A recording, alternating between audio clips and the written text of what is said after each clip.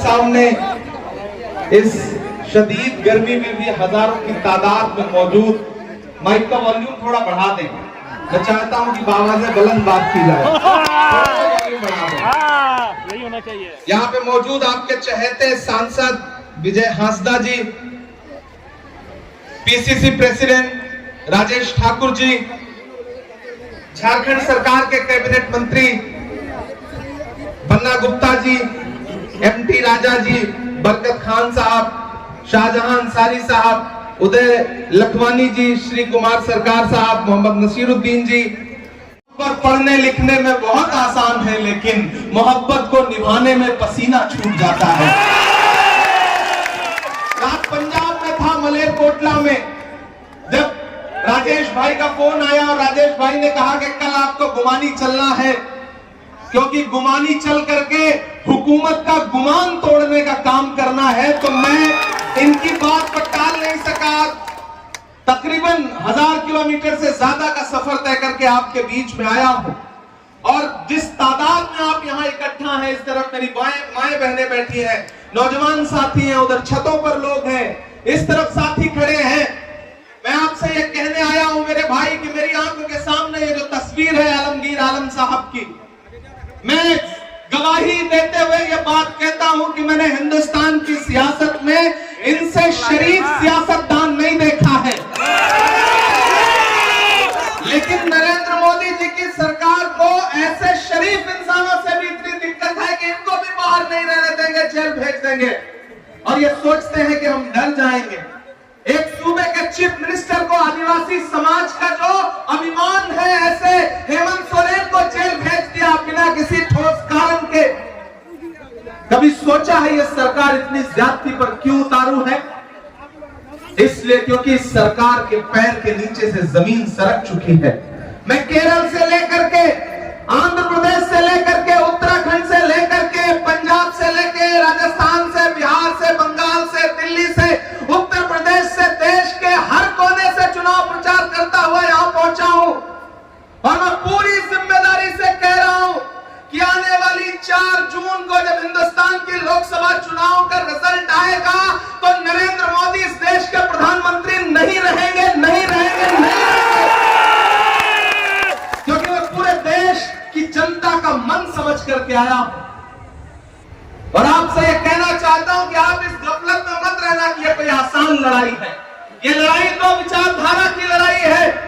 एक तरफ वो खड़े हैं जिनका नाम नरेंद्र मोदी जी है, और उनका हर सहयोगी, उनका हर मंत्री, उनका हर साथी पूरे चुनाव में एक भाषण दोहरा रहा है कि हमें बहुमत दो, क्योंकि हमें संविधान बदलना है। चाहे वो अरुण गोविल हो, चाहे वो ज्योति मिर्धा हो, चाहे दिया कुमारी हो, चाहे लल्लू सिंह हो, चाहे अनंत हेगड़े हो, भाजपा के ज्यादातर नेताओं के भाषण उठा के देख लीजिए 2 महीने में, एक बात पूरी बेशर्मी से भाजपा के नेता बोल रहे हैं कि हमें संविधान बदलना है, इसलिए हमें बहुमत चाहिए। एक तरफ संविधान बदलने की बात करने वाले लोग खड़े हैं, और एक तरफ खड़ा है वो शख्स जिसका नाम राहुल गांधी है, जो ये कह रहा है कि हमारे जिस्म में जब तक जान है तब तक हम हिंदुस्तान के संविधान पर, हिंदुस्तान के लोकतंत्र पर रत्ती बराबर आंच नहीं आने देंगे। मैं राहुल गांधी का सिपाही बनकर के यहां आया हूं, और आपसे यह कहना चाहता हूं कि झील में पानी बरसता है हमारे देश में, खेत पानी को तरसता है हमारे देश में, जिंदगी का हाल खस्ता है हमारे देश में, दूध महंगा, खून सस्ता है हमारे देश में। विजय हांसदा जी को मैंने देश की पार्लियामेंट में आपके मुद्दों पर लड़ते देखा है इस फासिस्ट सरकार से, चाहे वो आदिवासियों का मुद्दा हो, चाहे अकलियतों का मुद्दा हो, गरीबों का हो, पिछड़ों का हो, मैंने अपनी आंखों से देखा है इन्हें लड़ते हुए। और आज मैं ये कहने आया हूं मेरे भाई कि आप जब 1 जून को वोट देने जाएंगे तो आपका एक वोट 4 काम आएगा। पहला ये कि आप विजय हांसदा जी को जिता करके देश की लोकसभा में पहुंचाएंगे। दूसरा, आलमगीर आलम साहब की जेल की सलाखें टूटेंगी और वो जेल से बाहर आएंगे। तीसरा, हेमंत सोरेन जी जो आपके चहेते मुख्यमंत्री हैं, वो भी बाहर निकल करके आएंगे। और चौथा, आप अपने वोट से एक लोकसभा का सांसद पाओगे और एक राज्यसभा का सांसद पाओगे। मैं चाहता हूं कि विजय भाई को जब आप जिता करके देश की पार्लियामेंट में पहुंचाइए तो ये देश की लोकसभा में खड़े होकर के आपके मुद्दों पर लड़े, और मैं देश की राज्यसभा में हूं, मैं वहां खड़ा होकर के आपके मुद्दों पर लड़ूं। एक जिताओ, एक साथ में फ्री पाओ, इससे अच्छा ऑफर क्या हो सकता है? नहीं हो सकता ना। तो मैं चाहता हूं कि 1 तारीख को घरों से बाहर निकलिए, अपना एक एक वोट लेकर के। भाजपा के नेता अपने भाषणों में क्या कह रहे हैं? हिंदू मुसलमान, मंदिर मस्जिद। और हमारा नेता क्या कह रहा है कि जैसे ही सरकार बनेगी, 4 जून को सरकार बनाओ, 15 अगस्त तक इस देश के 30 लाख नौजवानों को एक झटके में पक्की नौकरी देने का काम करेगी हमारी सरकार। और यहां मेरी माएं बहनें मौजूद है, मेरी आवाज उन तक जा रही है। इस इलेक्शन में सबसे बड़ा तो फायदा आपका है। कांग्रेस पार्टी का मैनिफेस्टो जानते हैं क्या कह रहा है? मैं उस मैनिफेस्टो कमेटी का मेंबर हूं, सबसे कम उम्र का। मैंने बनाया है उस मैनिफेस्टो को। उसमें लिखे गए एक एक लफ्ज आपके इस भाई की कलम से भी निकले हैं। वो मैनिफेस्टो कह रहा है कि जैसे ही हमारी सरकार बनेगी, इस देश की हर गरीब परिवार की महिला को महालक्ष्मी योजना के तहत सीधे उसके अकाउंट में 1 लाख रुपया डायरेक्ट दिया जाएगा सालाना, यानी कि 8,500 रुपए महीना। कितना बड़ा ऑफर है ये। इसलिए मैं आपसे गुजारिश करने के लिए यहां आया हूं, चूंकि वक्त बहुत कम है, आगे अभी 2-3 सभाओं में और जाना है। आज चुनाव प्रचार का आखिरी दिन है, तो यहां जो भी जेएमएम के साथी खड़े हैं, कांग्रेस के साथी खड़े हैं, मैं उन सब से अपील करते हुए ये कह रहा हूं कि पिछले बार भी आपने विजय हांसदा जी को जिता करके, एक तरफा जिता करके देश की पार्लियामेंट में पहुंचाया, और मुझे इस बार भी पूरा यकीन है कि आप इन्हें जिता करके देश की पार्लियामेंट में पहुंचाएंगे इंशाअल्लाह। महान बादशाह सिकंदर ने जब यूनान फतेह किया तो जीत का जश्न मनाने के लिए शहर की सड़कों पर निकला। सुनना मेरी बात को बहुत संजीदगी से। मैं इसके बाद आपको शायरी भी सुनाऊंगा, सिर्फ भाषण नहीं सुनाऊंगा। जब सिकंदर ने यूनान फतेह किया तो जीत का जश्न मनाने के लिए शहर की सड़कों पर निकला, तो उसने देखा कि पूरा शहर जश्न मना रहा है, लेकिन सड़क के नीचे पेड़ है। पेड़ के पास एक इंसान चादर तान के बेफिक्र होकर सो रहा है। सिकंदर को गुस्सा आया। सिकंदर अपने घोड़े से उतरा और उतर के उस सोते हुए इंसान के पास गया और जाके उसे जोर की लात मारी, और लात मार के उससे कहा, रे क्यों रे फकीर, मैंने शहर फतेह कर लिया, लोग जश्न मना रहे और तू सो रहा है। उस फकीर ने उम्मीदी आंखों से सिकंदर की तरफ देखा और देख करके कहा कि शहर फतेह करना बादशाहों का काम है, लेकिन लात मारना गधे का काम है। क्या खुदा की कायनात में इंसानों की इतनी कमी हो गई है जो उसने बादशाहत ऐसे हाथ में सौंप दी जो लात मारता है? तो लात तो हमको आपको भी पड़ी 2014 में महंगाई की। याद है वो नारा? बहुत हुई महंगाई की मार अब की बार मोदी सरकार। और उसके बाद आटा, चावल, दूध, दही, पेट्रोल, डीजल, गैस सिलेंडर क्या नहीं महंगा कर दिया। ये भाजपा की सरकारें वो सरकारें हैं जो अपनी पसंद की फिल्में टैक्स फ्री करती हैं और कफन पर जीएसटी लगाती हैं। कफन पर चिता की लकड़ी तक महंगा कर दिया। नरेंद्र मोदी जी ने नारा दिया, बेटी बचाओ बेटी पढ़ाओ। यहां मीडिया के साथी मौजूद हैं, हमने वो नारा सुना, बेटी बचाओ बेटी पढ़ाओ, और फिर हमने वो मंजर भी देखा कि हाथरस में एक दलित बिटिया के साथ बलात्कार हुआ, और फिर उसके बाद रात के 2 बजे उसकी लाश जला दी गई। हमने देखा कि उन्नाव में भाजपा का एक विधायक जेल काट रहा है, सोनभद्र में भाजपा का एक विधायक जेल काट रहा है। हम तो बचपन से एक श्लोक पढ़ते थे, अभी आपको बन्ना गुप्ता जी आयत सुना रहे थे, इमरान प्रतापगढ़ी आपको श्लोक सुना रहा है। हम तो इस श्लोक सुना करते थे कि यत्र नार्यस्तु पूज्यन्ते रमन्ते तत्र देवता। जहां नारियों की पूजा होती है वहां देवता निवास करते हैं। लेकिन मैं नरेंद्र मोदी जी से पूछना चाहता हूं कि ये कौन सी पूजा है नारियों की, नरेंद्र मोदी जी, कि जब आप देश के लाल किले पर खड़े होकर के महिला सशक्तिकरण पर भाषण देते हैं तो उसी भाषण के 2.5 घंटे बाद गुजरात में बिल्किस बानो के दोषी जो बलात्कारी थे, उनको न सिर्फ आप रिहा करवाते हैं, बल्कि उनको आपके भाजपा के लोग माला पहनाते हैं। ये कौन सा सबका साथ सबका विकास है कि जब ओलंपिक लाने वाली बेटियां जंतर मंतर पर इंसाफ पाने की गुहार लेकर के खड़ी होती हैं, तो आपकी पुलिस उनको घसीटती है। आप अपराधी के साथ खड़े होते हैं, बेटियों के साथ नहीं खड़े होते। नरेंद्र मोदी जी अपने भाषणों में कहते हैं, बताओ कांग्रेस वालों 70 साल में बनाया क्या। मैं एक दिन पार्लियामेंट में बैठा था, सामने नरेंद्र मोदी जी भाषण दे रहे थे, बताओ कांग्रेस वालों 70 साल में बनाया क्या। मेरा दिल हुआ कि मैं उठ के बोलूं, तब तक खड़गे जी पलटे, बोले इमरान मत बताना, जो बताओगे ये उसको भी बेच देंगे, इनका काम सिर्फ बेचने का है।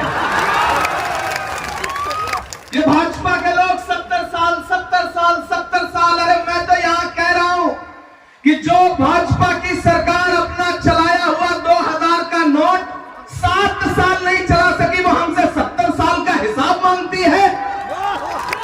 जो सरकार अपना चलाया हुआ नोट नहीं चला पाई, वो देश क्या चलाएगी।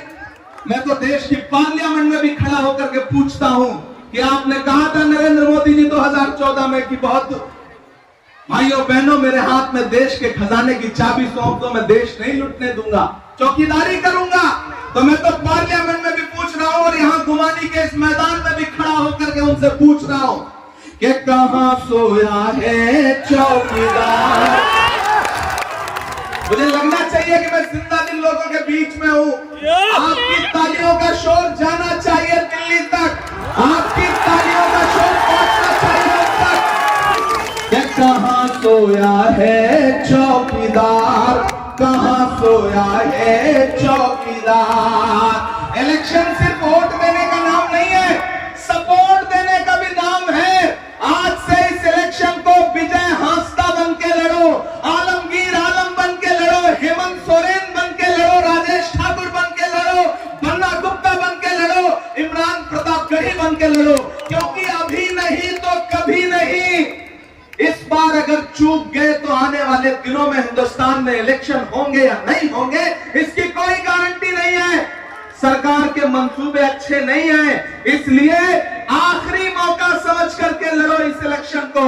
1 जून को घरों से बाहर निकलो, बस 4 नंबर का बटन याद रहे, तीर धनुष 4 नंबर का बटन, इतना दबाओ इतना दबाओ इतना दबाओ कि शाम तक पीठासीन अधिकारी कह दें कि बस करो भैया, विजय हांसदा जीत करके देश की पार्लियामेंट में पहुंच चुका है।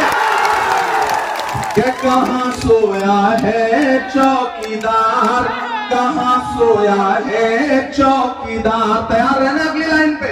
क्या कहां सोया है चौकीदार, कहां सोया है चौकीदार।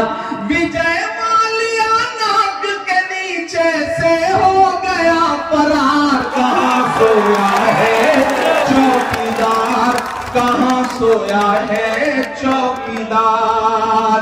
के चाय बेचने वाला, अच्छा बहुत समझदार है, मैंने अब तक नाम नहीं लिया, लेकिन ये गुमानी के लोग हैं भाई, अच्छे अच्छों का गुमान उतार देते हैं, तोड़ देते हैं।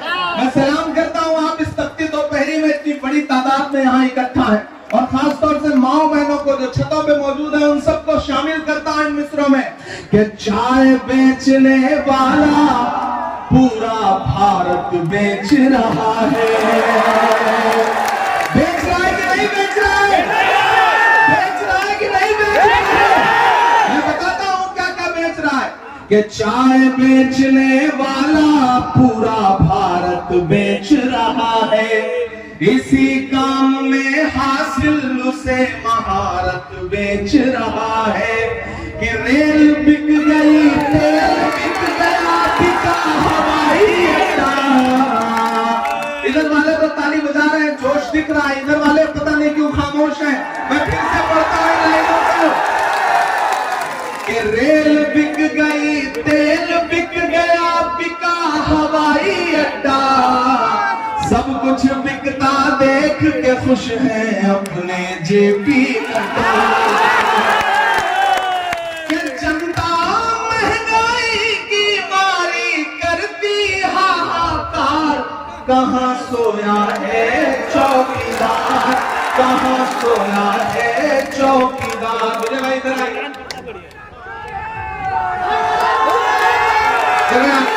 एक बात बहुत जज्बाती तौर पे आपसे कहता हूं, मैंने इस इंसान को देश की पार्लियामेंट में हर दिन आपके मुद्दे पर लड़ते हुए अपनी आंखों से देखा है। मैं हजारों किलोमीटर दूर से आपसे यह कहने आया हूं कि इस इलेक्शन को बहुत जरूरी समझ के लड़िए। विजय भाई की जीत सिर्फ इनकी जीत नहीं होगी। 1 जून को जब आप घरों से निकलोगे और इन्हें तीर धनुष के सामने वाला बटन दबा करके देश की पार्लियामेंट में पहुंचाओगे तो आपका दिया गया एक वोट सिर्फ इनको नहीं मिलेगा, शिबू सोरेन साहब को मिलेगा, हेमंत सोरेन साहब को मिलेगा। आपका दिया गया एक वोट मोहब्बत के उस मसीहा को मिलेगा जिसका नाम राहुल गांधी है। आपका दिया गया एक वोट बाबा साहब अंबेडकर जी के सच्चे अनुयायी मल्लिकार्जुन खड़गे जी को मिलेगा। आपका दिया गया एक वोट प्रियंका गांधी जी को मिलेगा, सोनिया गांधी जी को मिलेगा। और गुमानी वालों, आपका दिया गया एक वोट इमरान प्रतापगढ़ी पर आपका पर्सनल एहसान होगा। मैं आपसे भले ही 1000 किलोमीटर दूर रहता हूं, लेकिन इसका यह मतलब नहीं कि मैं आपसे बेखबर रहता हूं। आपके मुद्दों पर सड़क से संसद तक लड़ता हूं, आवाज उठाता हूं। तो मैं यहां आया हूं तो मैं लौट करके राहुल गांधी जी से, प्रियंका जी से, सोनिया जी से ये कह सकूंगा कि मैं गया था कुमानी में और मैं वहां लोगों के सामने अपना दामन फैला के आया हूं विजय भाई के लिए। और लोगों ने कहा है कि हम आपको मायूस नहीं करेंगे। नहीं करोगे ना मुझे मायूस? तो उठाओ यहां से वहां तक एक हाथ, मुझे एहसास दिलाओ कि एक वोट लेकर के घरों से बाहर निकलोगे। और भाजपा के जो लोग समझ रहे हैं कि हेमंत सोरेन और आलमगीर आलम को जेल भेज करके वो रेह में सिमट के आएगा, तैयार रहना। ये 4 मिसरे विजय भाई पर भी लागू होंगे, आलमगीर आलम साहब पर भी लागू होंगे और हेमंत सोरेन साहब पर भी लागू होंगे। इमरान जो मिसरे पढ़ रहा है, एक हाथ को कसम देता है कोई भी हाथ खामोश नहीं रहेगा। आपकी तालियों का शोर जेल की सलाखों के अंदर तक पहुंचे और दिल्ली तक भी पहुंचे। मैं पढ़ता हूं कि दायरे में सिमट के आएगा, हर रवायत से हट के आएगा, हर रवायत से हट के आएगा। आंधियों को जरा खबर कर दो,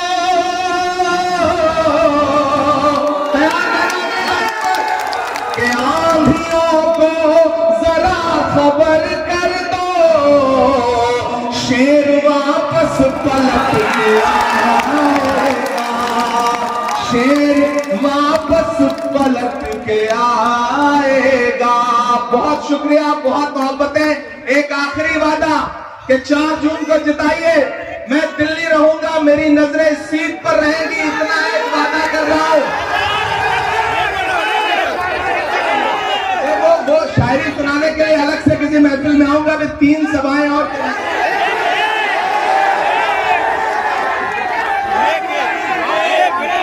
के मत समझना डराने से डर जाएंगे। ये झारखंड की तरफ से दिल्ली के नाम है मेरे ये मिसरे। हेमंत सोरेन जी की तरफ से, आलमगीर आलम जी की तरफ से, विजय की तरफ से, राजेश जी की तरफ से, बन्ना जी की तरफ से दिल्ली के हुक्मरानों के नाम है मेरे ये मिसरे। जब कल्पना सोरेन जी नारा लगाते हैं कि झारखंड झुकेगा नहीं, तो मैं ये जानता हूं कि ये झारखंड है, ये लोगों का गुरूर खंड खंड करने वाला सूबा है, झुकने वाला सूबा नहीं है। तब मैं ये मिसरे पढ़ रहा हूं कि मत समझना डराने से डर जाएंगे, मत समझना डराने से डर जाएंगे, अब के सारी हदों से गुजर जाएंगे। कि मौत के नाम का खौफ देता है क्यों, मौत के नाम का खौफ देता है क्यों, मौत जिस रोज आएगी मर जाएंगे, मत समझना डराने से डर जाएंगे कि हमने ज़मज़म दिया, आबे गंगा दिया। वो जो गंगा जमुनी तहजीब की बात हो रही है, उस तहजीब की बात करता हूं मैं कि हमने ज़मज़म दिया, आबे गंगा दिया। तुमने भारत को दंगा ही दंगा दिया।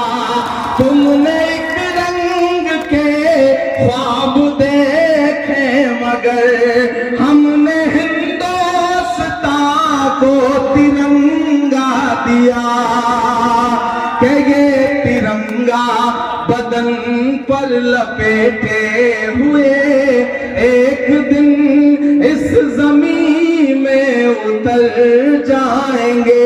मत समझना डराने से डर जाएंगे, अब के सारी हदों से गुजर जाएंगे।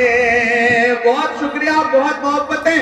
आखिर में बस इतना कहकर जाता हूं दोस्तों कि आप तो इस बात पर ईमान रखते हो ना कि मजदूर का पसीना सूखने से पहले उसकी मजदूरी उसे दे दी जाए।